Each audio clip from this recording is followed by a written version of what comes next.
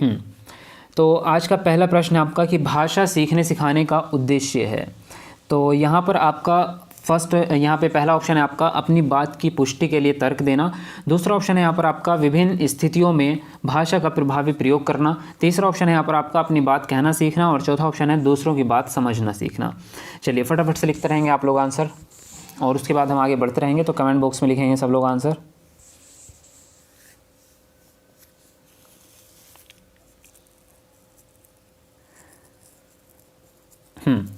तो देखिए यहाँ पे जो आंसर आपका करेक्ट होगा, यहाँ पे दूसरा ऑप्शन राइट होता है आपका विभिन्न स्थितियों में भाषा का प्रभावी प्रयोग कर पाना, ये हमारा मेन उद्देश्य होता है। मोस्टली ये बात मैं आपको बहुत बार जो है बता चुका हूँ कि हम बच्चों को, हमारा जो मेन उद्देश्य है भाषा सिखाने का वो यही है कि बच्चा भाषा का प्रयोग करना सीख जाए, वो भी सभी जगहों पर। यानी कि स्कूल में किस तरह से बात करनी है, बड़ों के साथ कैसे बात करनी है, अगर वो समाज में किसी और के साथ है तो वहाँ पर कैसे बात करनी है, वो सारी विभिन्न स्थितियों में भाषा का प्रयोग सीखे। ये हमारा मेन उद्देश्य यहाँ पे होना चाहिए। ठीक है, तो यहाँ पे आंसर राइट होता है आपका सेकंड ऑप्शन। आगे बढ़ेंगे। अगला प्रश्न है यहाँ पर आपका कि एक भाषा शिक्षक के लिए सर्वाधिक महत्वपूर्ण है। फर्स्ट ऑप्शन है आपका बच्चों को भाषा प्रयोग के अवसर उपलब्ध कराना। दूसरा ऑप्शन है यहाँ पर आपका भाषा की त्रुटियों के प्रति कठोर रवैया अपनाना। तीसरा ऑप्शन है भाषा की पाठ्य पुस्तक। और चौथा ऑप्शन है आपका कि भाषा का आकलन। चलिए फटाफट लिखेंगे सब लोग आंसर।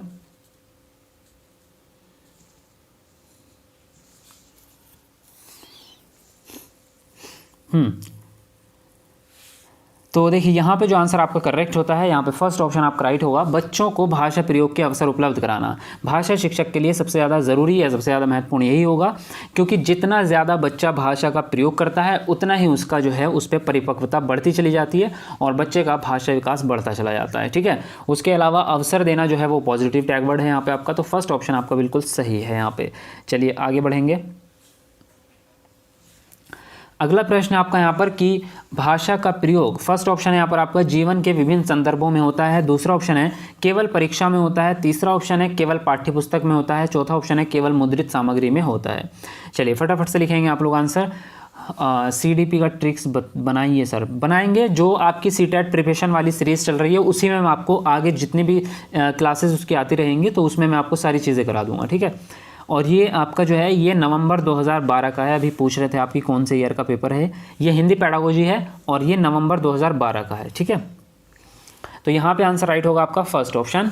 पहला ऑप्शन सही है, जीवन के विभिन्न संदर्भों में होता है, क्योंकि भाषा का प्रयोग तो वाकई में जो है हर जगह होगा, हमारा जीवन की विभिन्न स्थितियों में होता ही है। उसके अलावा केवल जो है वो निगेटिव टैग वर्ड है, जो कि तीनों ही ऑप्शन में आ चुका है, इसलिए तीनों ऑप्शन आपके यहाँ पे निगेटिव हो जाते हैं। तो सिर्फ एक ही ऑप्शन आपके पास बचता है, फर्स्ट ऑप्शन। ठीक है, चलिए आगे बढ़ेंगे। अगला प्रश्न है यहाँ पर आपका भाषा स्वयं में। फर्स्ट ऑप्शन है आपका यहाँ पर एक जटिल चुनौती है। दूसरा ऑप्शन है एक विषय मात्र है। तीसरा ऑप्शन है आपका संप्रेषण का एकमात्र साधन है। और चौथा ऑप्शन है एक नियमबद्ध व्यवस्था है। चलिए फटाफट से लिखते रहेंगे सब लोग आंसर। चलिए बहुत बढ़िया। तो भाई भाषा जो होती है वो अपने आप में एक नियमबद्ध व्यवस्था है। तो यहाँ पे आप लोग अच्छी तरह से जानते हैं, ये मैंने आपको बताया था, कई बार बता चुका हूँ बीच में आपको हिंदी पेडागोजी की जो सीरीज़ हमारी चल रही थी उस क्लास में, कि भाषा एक नियमबद्ध व्यवस्था है। इसको तो आप बिल्कुल याद कर लो इस लाइन को, क्योंकि ये आपकी बहुत बार पूछी जाती है। इसके अलावा मात्र, एकमात्र, ये निगेटिव टैग वर्ड होते हैं। और जटिल चुनौती तो है नहीं अपने आप में, भाषा तो हमारे फ़ायदे के लिए है, चुनौती के लिए नहीं है। तो तीनों ऑप्शन आपके निगेटिव है, सिर्फ फोर्थ ऑप्शन राइट होता है। आगे बढ़ेंगे।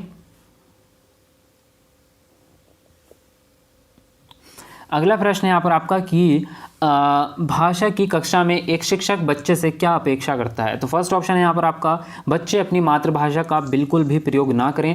दूसरा ऑप्शन है यहाँ पर आपका बच्चे सवालों के बंधे बंधाए जवाब ना दें। तीसरा ऑप्शन है बच्चे सवालों के बंधे बंधाए जवाब दें। और चौथा ऑप्शन है आपका संस्कृत निष्ठ भाषा में ही जवाब दें। चलिए फटाफट से सब लोग लिखेंगे आंसर।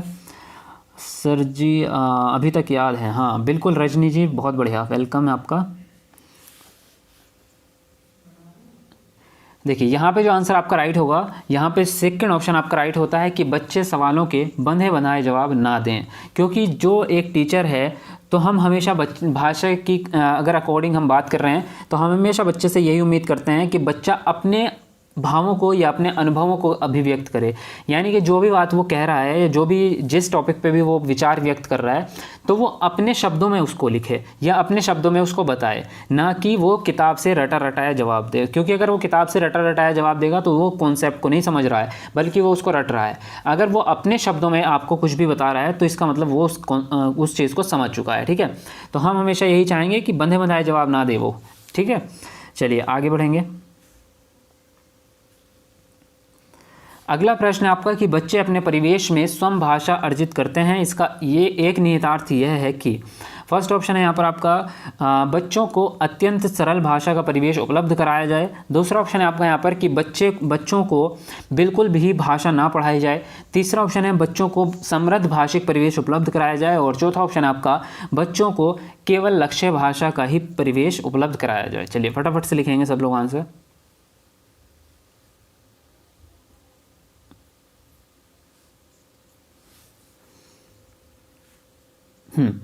तो देखिए यहाँ पे जो आंसर आपका राइट होगा, यहाँ पे आंसर राइट होगा आपका तीसरा ऑप्शन, बच्चों को समृद्ध भाषिक परिवेश उपलब्ध कराया जाए। क्योंकि बच्चे क्या है, परिवेश से स्वयं भाषा अर्जित कर रहे हैं। इसका मतलब ये है कि अगर आप उसको जो है परिवेश अच्छा उपलब्ध कराएंगे तो वो भाषा भी अच्छे सीखेंगे और बहुत जल्दी जो है उनका भाषा डेवलपमेंट होगा। तो इसलिए यहाँ पर तीसरा ऑप्शन आपका बिल्कुल करेक्ट है। आगे बढ़ेंगे। अगला प्रश्न है आपका भाषा की पाठ्य पुस्तकें। फर्स्ट ऑप्शन आपका भाषा सीखने का एकमात्र संस्थान है।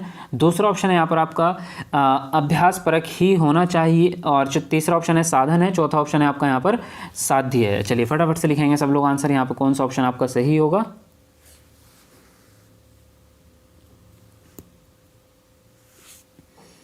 हाँ जी निर्मला जी, क्या आप कहना चाह रहे हैं, आप बताइए। देखिए यहाँ पे आंसर जो राइट होता है आपका तीसरा ऑप्शन साधन है। जो पाठ्य पुस्तकें होती हैं वो एक टीएलएम की तरह काम करती हैं, यानी कि एक तरह से भाषा सीखने का साधन है। ठीक है, चलिए आगे बढ़ेंगे। अगला प्रश्न यहाँ पर आपका बच्चों की भाषा संबंधी क्रमिक प्रगति का लेखा जोखा रखना, यहाँ पे खाली स्थान दिया गया है, से संभव है। फर्स्ट ऑप्शन है पोर्टफोलियो से। दूसरा ऑप्शन है यहाँ पर आपका उत्तर पुस्तिकाओं से। तीसरा ऑप्शन है लिखित परीक्षा। और चौथा ऑप्शन है आपका मौखिक परीक्षा। चलिए फटाफट से लिखेंगे सब लोग आंसर। हिस्ट्री और ज्योग्राफी की प्लेलिस्ट बनी हुई है आपकी चैनल पे। एनसीईआरटी के नाम से है, मतलब एसएसटी एनसीईआरटी नोट्स के नाम से प्लेलिस्ट बनी हुई है। ज्योग्राफी की अलग है, हिस्ट्री की अलग है, सिविक्स की अलग है। 3 प्लेलिस्ट हैं, उन्हें जाके देख लो। आपका तीनों बहुत ज़बरदस्त आपका कंटेंट वहाँ से हो जाएगा। ठीक है, बाकी प्रीवियस क्वेश्चन की बात है तो वो अभी कराएंगे हम लाइव क्लास में ही। देखिए यहाँ पे जो आंसर आपका पहला ऑप्शन सही है, पोर्टफोलियो से संभव है। जो भी आप बच्चे की प्रगति का लेखा जोखा रखते हैं या रिकॉर्ड्स जो रखते हैं वो आपका पोर्टफोलियो ही कहलाता है, या पोर्टफोलियो के द्वारा ये संभव है। चलिए आगे बढ़ेंगे। अगला प्रश्न है आपका कि पत्र पत्रिकाएं सीखने में, फर्स्ट ऑप्शन है आपका त्रुटियों को बढ़ावा देती है। दूसरा ऑप्शन है आपका बड़ों के पढ़ने की वस्तु है। तीसरा ऑप्शन है साधक हैं। और चौथा ऑप्शन है बाधक हैं। चलिए फटाफट से लिखेंगे आंसर।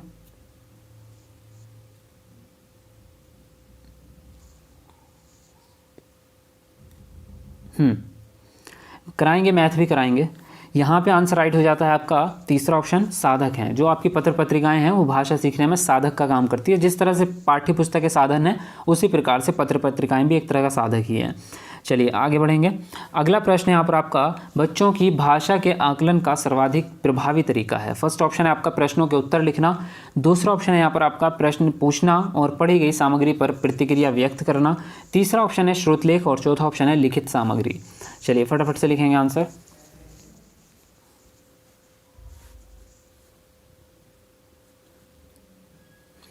हाँ, तो यहाँ पे आंसर राइट होगा आपका सेकंड ऑप्शन, प्रश्न पूछना और पढ़ी गई सामग्री पर प्रतिक्रिया व्यक्त करना। ये आपका जो है यहाँ पे सबसे बेस्ट तरीका होगा भाषा सीखने का। क्योंकि यहाँ पे अगर बच्चे खुद से प्रतिक्रिया व्यक्त करेंगे और प्रश्न पूछ रहे हैं, आप बच्चे जवाब दे रहे हैं या बच्चे प्रश्न पूछ रहे हैं, जो भी आप पढ़ा रहे हैं उस पर प्रतिक्रिया व्यक्त कर रहे हैं, तो ये सबसे बेस्ट तरीका होगा। क्योंकि यहाँ पर बच्चे एकदम अपने अनुभवों को व्यक्त करते हैं, अपने विचारों को और अपने शब्दों में। चलिए अगला प्रश्न यहाँ पर आपका भाषा अर्जन में महत्वपूर्ण है। फर्स्ट ऑप्शन है यहाँ पर आपका भाषा के विभिन्न रूपों का प्रयोग। दूसरा ऑप्शन है यहाँ पर आपका भाषा का व्याकरण। तीसरा ऑप्शन है पाठ्यपुस्तक। चौथा ऑप्शन है भाषा का शिक्षक। चलिए फटाफट से लिखेंगे आंसर। हाँ जी राहुल जी, चलिए थैंक यू वेरी मच।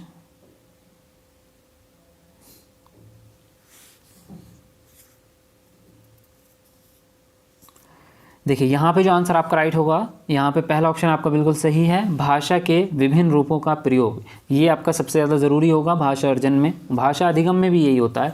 तो भाषा के विभिन्न रूप यानी कि जहाँ पे भी विभिन्नता की या विविधता की बात कर रहे हैं वो ऑप्शन तो आपका वैसे भी राइट हो जाना है, जो कि मैंने आपको बताया था। ये आपका पॉजिटिव टैग वर्ड है एक। चलिए अगला प्रश्न है आपका यहाँ पर, निम्नलिखित में से कौन सा भाषा शिक्षण का उद्देश्य है। फर्स्ट ऑप्शन है आपका यहाँ पर भाषा सीखते समय त्रुटियां बिल्कुल ना करना। दूसरा ऑप्शन है भाषा की बारीकी और सौंदर्य बोध को सही रूप से समझने की क्षमता को हतोत्साहित करना। तीसरा ऑप्शन है यहाँ पर आपका भाषा के व्याकरण सीखने पर बल देना। और चौथा ऑप्शन है आपका कि निजी अनुभवों के आधार पर भाषा का सृजनशील प्रयोग करना। चलिए बताएंगे सब लोग आंसर।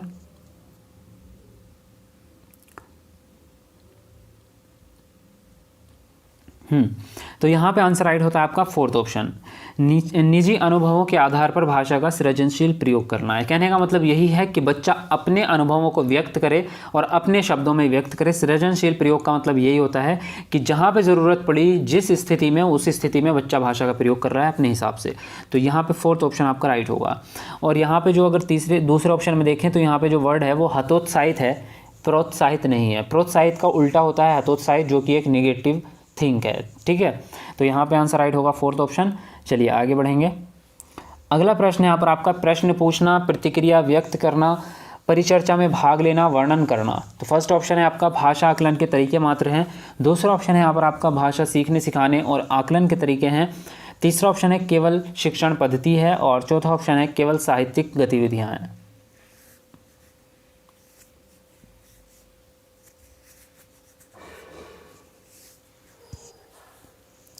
देखिए यहाँ पे जो आंसर आपका राइट होगा, सेकंड ऑप्शन राइट होता है आपका कि भाषा सीखने सिखाने और आकलन के तरीके हैं।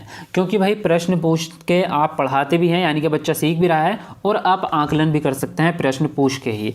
प्रतिक्रिया व्यक्त करना, जब बच्चा प्रतिक्रिया व्यक्त करेगा तो आप उसका आकलन भी कर पाएंगे वहीं पे, और प्रतिक्रिया व्यक्त करके बच्चा सीख भी रहा है। परिचर्चा में भाग लेने का मतलब भी यही है, मतलब ये जितने भी तरीके हैं इनसे भाषा सीखी भी जा रही है और उसका आकलन भी हो रहा है। ठीक है, उसके अलावा अगर हम टैग वर्ड की बात करें तो मात्र शब्द आया है पहले ही ऑप्शन में और नीचे दोनों में केवल वर्ड है, तो ये निगेटिव टैग वर्ड है, मात्र और केवल। तो तीनों ही ऑप्शन आपके निगेटिव हो जाते हैं, सिर्फ सेकंड ऑप्शन आपके पास बचता है जो कि राइट होगा। चलिए आगे बढ़ेंगे।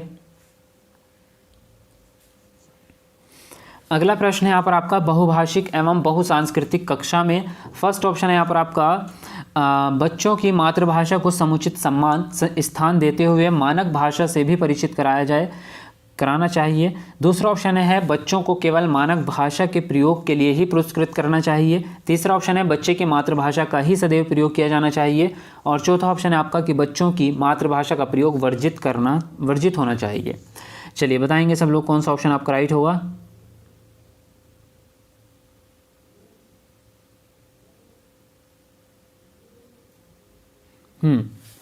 देखिए यहाँ पे जो आंसर आपका करेक्ट होगा, यहाँ पे आंसर राइट हो जाएगा आपका फर्स्ट ऑप्शन, बच्चों की मातृभाषा को समुचित सम्मान और स्थान देते हुए मानक भाषा से भी परिचित कराना चाहिए। कहने का मतलब यह है कि बहुभाषिक कक्षा में आपको बच्चों की मातृभाषा को सम्मान देना ज़रूरी है और उसके बेस पे ही आप धीरे धीरे मानक भाषा से परिचय कराएंगे और मानक भाषा का जो है उनको सिखाते चले जाएंगे।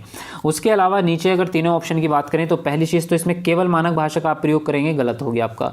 मातृभाषा का ही सदैव प्रयोग करना, मतलब केवल मातृभाषा का ही प्रयोग करना, ये भी गलत है क्योंकि बच्चों को दूसरी भाषा भी तो सिखानी है, मानक भाषा, तो ये भी नहीं हो पाएगा। और मातृभाषा का प्रयोग हम वर्जित भी नहीं कर सकते। तो तीन ऑप्शन नेगेटिव हैं आपके, सिर्फ पहला ऑप्शन आपका राइट होगा।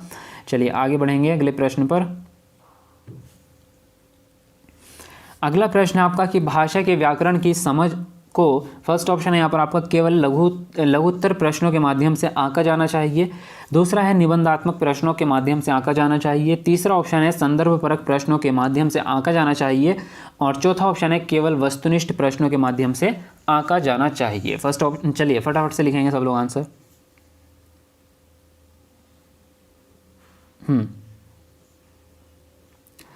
बहुत बढ़िया। तो यहाँ पे आंसर जो राइट होगा आपका, यहाँ पे तीसरा ऑप्शन राइट होगा, संदर्भ परक प्रश्नों के माध्यम से आंका जाना चाहिए। क्योंकि ना तो आप केवल लघुत्तरात्मक प्रश्नों से आंक सकते हैं, क्योंकि लघुत्तरात्मक प्रश्न में बच्चा केवल एक लाइन लिखता है, लघुत्तरात्मक में या 2 लाइन लिखेगा, इससे ज़्यादा नहीं लिखेगा, तो वहाँ पे आपको व्याकरण का पता नहीं चलेगा।